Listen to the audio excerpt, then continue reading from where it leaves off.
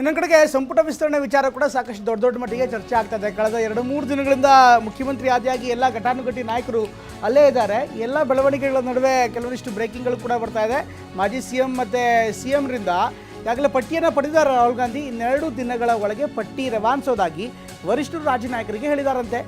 ಪರಿಶೀಲನೆ ಮಾಡ್ತೀವಿ ನಾವು ನೀವು ಕೊಟ್ಟಿರುವಂಥ ಪಟ್ಟಿಯನ್ನು. ಅದಾದ ಬಳಿಕ ಇನ್ನೆರಡು ದಿನಗಳ ಒಳಗೆ ನಾವು ನಿಮಗೆ ತಿಳಿಸ್ತೀವಿ ಅನ್ನುವಂಥ ಮಾಹಿತಿಯನ್ನು ಕೂಡ ಹೇಳಿದ್ದಾರೆ. ಹೀಗಾಗಿ ಸಭೆ ಮುಗಿಸಿಗ ಖರ್ಗೆ ಅವರ ನಿವಾಸದಿಂದ CM DK ಶಿವಕುಮಾರ್ ಹಾಗೂ ಮಾಜಿ ಮುಖ್ಯಮಂತ್ರಿ ಸಿದ್ದರಾಮಯ್ಯ ಹೊರಟಿದ್ದಾರೆ. ಆದರೆ BK ಹರಿಪ್ರಸಾದ್ ಅವರು ಇನ್ನೂ ಕೂಡ ಖರ್ಗೆ ಅವರ ನಿವಾಸದಲ್ಲೇ ಇದ್ದಾರೆ. BK ಹರಿಪ್ರಸಾದ್, ಸುರ್ಜೇವಾಲಾ, KC ವೇಣುಗೋಪಾಲ್, ಮಲ್ಲಿಕಾರ್ಜುನ್ ಖರ್ಗೆ ಹಾಗೂ ರಾಹುಲ್ ಗಾಂಧಿ ಸಭೆ ಮಾಡ್ತಿದ್ದಾರೆ ಅಂತ ಮಾಹಿತಿ ಕೂಡ ಲಭ್ಯವಾಗ್ತಾ ಇದೆ. ಈಗಾಗಲೇ ರಾಜ್ಯದ ಮುಖ್ಯಮಂತ್ರಿ ಮತ್ತು ಮಾಜಿ ಮುಖ್ಯಮಂತ್ರಿಗಳು ಕೊಟ್ಟಿರುವಂಥ ಪಟ್ಟಿಯನ್ನು ಪರಿಶೀಲನೆ ಮಾಡಿ ಅದಾದ ಬಳಿಕ ನಿಮಗೆ ತಿಳಿಸ್ತೀವಿ ಅನ್ನುವಂಥ ಮಾತನ್ನು ಹೇಳ್ತಿದ್ದಾರೆ.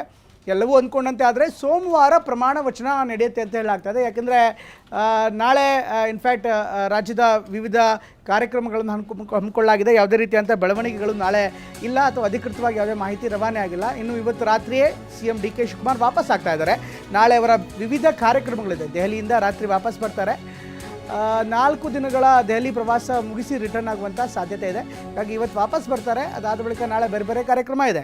ಈ ಕಾರ್ಯಕ್ರಮಗಳ ಒಂದು ಕಡೆಗಾದರೆ ಮತ್ತೊಂದು ಕಡೆಗೆ ಈಗಾಗಲೇ ನಾಡಿದ್ದು ಪ್ರಧಾನಮಂತ್ರಿಗಳ ಕಾರ್ಯಕ್ರಮ ಇದೆ. ಪ್ರಧಾನಮಂತ್ರಿಗಳು ಮೈಸೂರಿಗೆ ಬರ್ತಾ ಇದ್ದಾರೆ.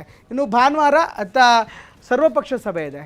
ಅದಾದ ಬಳಿಕ ಸೋಮವಾರ ಪ್ರಮಾಣ ವಚನ ಮಾಡುವಂಥ ಸಾಧ್ಯತೆ. ಹೀಗಾಗಿ ಸೋಮವಾರ ತನಕ ಕಾಯಬೇಕಾಗತ್ತೆ ಆಕಾಂಕ್ಷಿಗಳು. ಅಲ್ಲಿ ತನಕ ಯಾರ್ಯಾರಿಗೆ ಸಚಿವ ಸ್ಥಾನದಲ್ಲಿ ಅಥವಾ ಕ್ಯಾಬಿನೆಟ್ನಲ್ಲಿ ಅವಕಾಶ ಸಿಗತ್ತೆ ಅನ್ನುವಂಥ ಸದ್ಯಕ್ಕೆ ಹೇಳೋದಕ್ಕೆ ಕಷ್ಟ ಸಾಧ್ಯ. ಹೀಗಾಗಿ ಹೈಕಮಾಂಡ್ ಕೂಡ 2 ದಿನಗಳ ಸಸ್ಪೆನ್ಸನ್ನು ಇಟ್ಟಿದೆ.